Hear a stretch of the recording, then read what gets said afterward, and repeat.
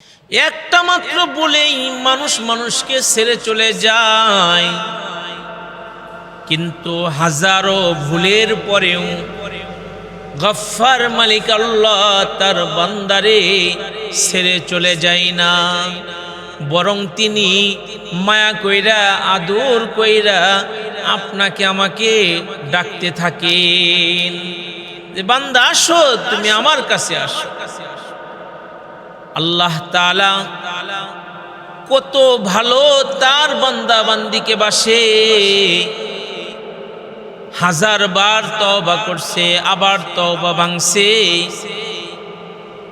তারপরেও যদি তার গোলাম তার বান্দা তার কাছে তওবা করে, গফফার মালিক আল্লাহ তার তওবা আবার কবুল করে। হযরত ওমর রাদিয়াল্লাহু আনহু পয়গম্বর আরবের দরবারে যাচ্ছে। হযরত ওমর নজর করে তাকায় দেখে একটা চৌরাস্তার মধ্যে একজন নওজোয়ান কান্দে, একজন হাউমাউ করে কান্না করতেছে। হযরত ওমর নওজোয়ানের কাছে চলে গেলেন, এমন ভাবে ক্রন্দন করতেছে, কিছু মানুষের কান্না দেখলে নিজেকে কন্ট্রোল করা যায় না, চোখে পানি চলে আসে। হযরত ওমর লোহার মতো শক্ত মানুষটা তার চোখের পানিতে মোমের মতো নরম হয়ে গিয়েছে। হযরত ওমরের চোখের মধ্যেও পানি চলে আসছে। হযরত ওমর তাকে জিজ্ঞাসা করেন, কিরে ভাই, কোন কারণে তুমি এইভাবে কাঁদো? লোকটা ডাক দিয়া বলেন, ওগো ওমর, আমি কাঁদতেছি, আমি যে মারাত্মক একটা অপরাধ করে ফেলেছি, একটা গুনাহ করে ফেলছি। আল্লাহ রাজাবু গজবের ভয়ে কান্দি। ওমর রে, তুমি কি একটু আমার রাসূলের কাছে একটু আমাকে নিয়ে যাবা? হযরত ওমর বললেন, ঠিক আছে, একটু ইন্তজার করো, আমি নবীজির কাছ থেকে অনুমতি নিয়ে নেই। হযরত ওমর নবীজির কাছে চলে গেল। ওমরের চোখে পানি। ওমরের চোখে পানি দেখে আল্লাহর হাবিব জিজ্ঞেস করলেন, ওমর, চোখে পানি কেন? কোন জিনিস তোমাকে কাঁদায়? হযরত ওমর বলেন, ওগো আল্লাহর নবী, রাস্তার মোড়ে একজন কান্দে, সে নাকি মারাত্মক একটা অপরাধ করেছে। লোকটা আপনার কাছে আসতে চায়, আমি কি তাকে নিয়ে আসব? নবীজি বললেন, নিয়ে আসো। ওমর নবীর ইজাজত পেয়ে লোকটাকে নবীজির সামনে আইনা বসায়া দিলেন। নবীজির সামনে বসে বসে লোকটা কান্দে।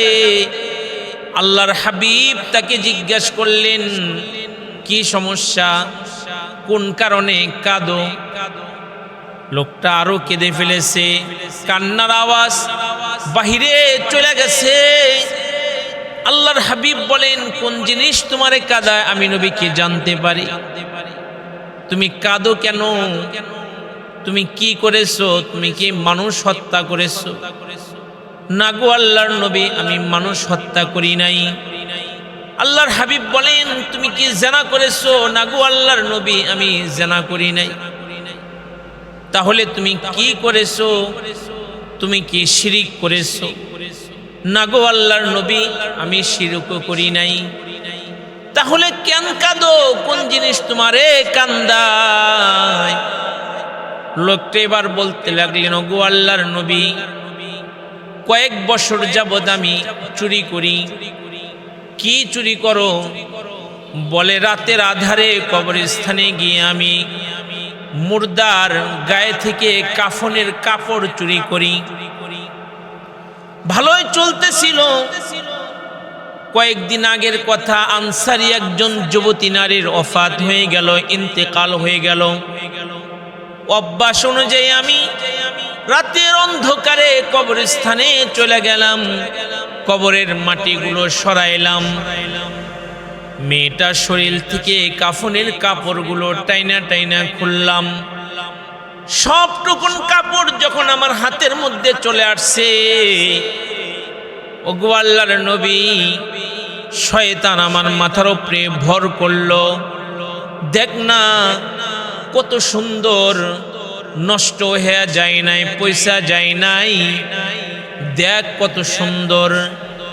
আল্লাহর নবী গো, শয়তান আমার মাথার উপরে এমন ভাবে চাইপে বসলো। ওগো আল্লাহর নবী, আমি যুবতীর লাশের সাথে জেনার মতো অপকর্ম করলাম।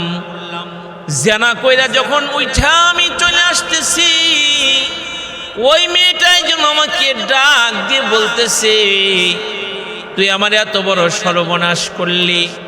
আমার আপনজনরা আমাকে বড়ই পাতার গরম পানি দিয়ে আমাকে পবিত্র বানায়া তারপরে কবরের ঘরে শোয়াইছে, আর তুই নাকি আমার দেহটা নাপাক কইরা দিলি।